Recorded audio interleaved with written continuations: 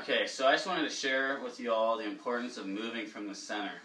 And this is a very advanced concept. I'm only going to just basically present it and give you an example. But moving from the center is where all of our movements should occur from. And a lot of us move from the externals instead of the internals.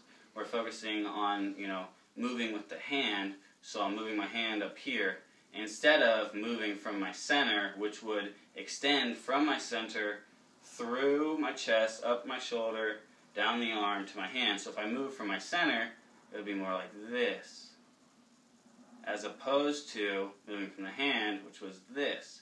And it's a very subtle difference, but when you move from the center, you get all the right muscle activation, and everything will fire much more congruently and efficiently and effectively. And so one example of this would be reaching for a glass. Now, ideally, we want to get to the point where when we just tell ourselves to reach from the glass, we move from the center.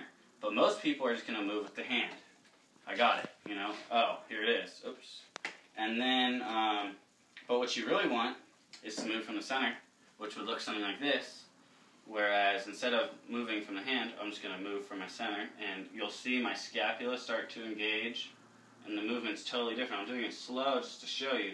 It's a totally different movement. And my body even naturally twisted, which I didn't think about. My body just did the movements to get the job done, because I was thinking I had a different focus. I had a focus of getting the job done efficiently and moving from here. And it's a totally different thing.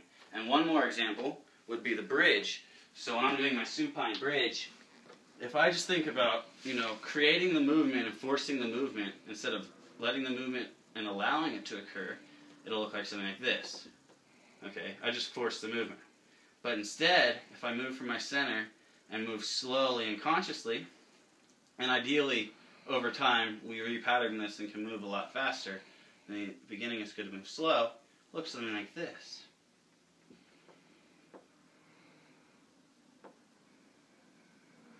And now, if you notice, my bridge is actually much higher on my shoulders. It's a much different movement. To the untrained eye, it might look the exact same, sure, but it's actually much different. There's different muscle activation, different engagement, and different things happening. It's a totally different process. Now I'm just going to slowly return. But they really are not at all the same. And so I just wanted to point this out to you so that you can learn, to move from the center, to become aware of your movement.